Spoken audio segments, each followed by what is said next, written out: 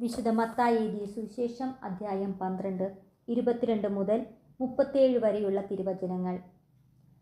അനന്തരം അന്ധനും ഊമനുമായ ഒരു പിശാചുബാധിതനെ അവർ യേശുവിൻ്റെ അടുത്തു കൊണ്ടുവന്നു.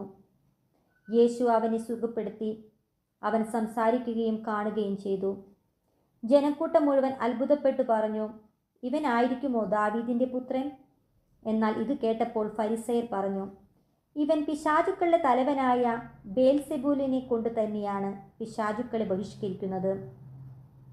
അവരുടെ വിചാരങ്ങൾ മനസ്സിലാക്കി യേശു അവരോട് പറഞ്ഞു, അന്തഃഛിദ്രമുള്ള ഏത് രാജ്യവും നശിച്ചു പോകും. അന്തഃഛിദ്രമുള്ള നഗരമോ ഭവനമോ നിലനിൽക്കുകയില്ല. സാത്താൻ സാത്താനെ ബഹിഷ്കരിക്കുന്നെങ്കിൽ അവൻ തനിക്കെതിരായി തന്നെ ഭിന്നിക്കുകയാണ്.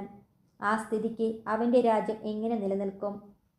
ബേൽസെബൂലിനെ കൊണ്ടാണ് ഞാൻ പിശാചുക്കളെ ബഹിഷ്കരിക്കുന്നതെങ്കിൽ നിങ്ങളുടെ പുത്രന്മാർ ആരെക്കൊണ്ടാണ് അവയെ ബഹിഷ്കരിക്കുന്നത്? അതുകൊണ്ട് അവർ നിങ്ങളുടെ വിധികർത്താക്കളായിരിക്കും. എന്നാൽ ദൈവാത്മാവിനെ കൊണ്ടാണ് ഞാൻ പിശാചുക്കളെ ബഹിഷ്കരിക്കുന്നതെങ്കിൽ ദൈവരാജ്യം നിങ്ങളിൽ വന്നു കഴിഞ്ഞിരിക്കുന്നു.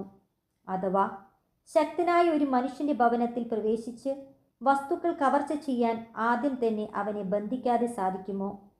ബന്ധിച്ചാൽ കവർച്ച ചെയ്യാൻ കഴിയും. എന്നോട് കൂടെയല്ലാത്തവൻ എൻ്റെ എതിരാളിയാണ്. എന്നോട് കൂടെ ശേഖരിക്കാത്തവൻ ചിതറിച്ചു കളയുന്നു. അതുകൊണ്ട് ഞാൻ നിങ്ങളോട് പറയുന്നു, മനുഷ്യൻ്റെ എല്ലാ പാപവും ദൈവദൂഷണവും ക്ഷമിക്കപ്പെടും.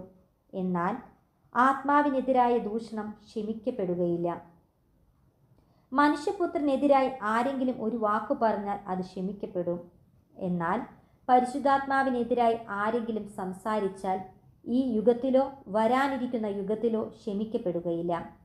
ഒന്നുകിൽ വൃക്ഷം നല്ലത്, ഫലവും നല്ലത്, അല്ലെങ്കിൽ വൃക്ഷം ചീത്ത, ഫലവും ചീത്ത. എന്തെന്നാൽ ഫലത്തിൽ നിന്നാണ് വൃക്ഷത്തെ മനസ്സിലാക്കുന്നത്. അണലി സന്തതികളെ, ദുഷ്ടരായിരിക്കെ നല്ല കാര്യങ്ങൾ പറയാൻ നിങ്ങൾക്ക് എങ്ങനെ കഴിയും? ഹൃദയത്തിൻ്റെ നിറവിൽ നിന്നാണല്ലോ അധരം സംസാരിക്കുന്നത്. നല്ല മനുഷ്യൻ നന്മയുടെ ഭണ്ഡാരത്തിൽ നിന്ന് നന്മ പുറപ്പെടുവിക്കുന്നു. ദുഷ്ടനാകട്ടെ തിന്മയുടെ ഭണ്ഡാരത്തിൽ നിന്ന് തിന്മ പുറപ്പെടുവിക്കുന്നു.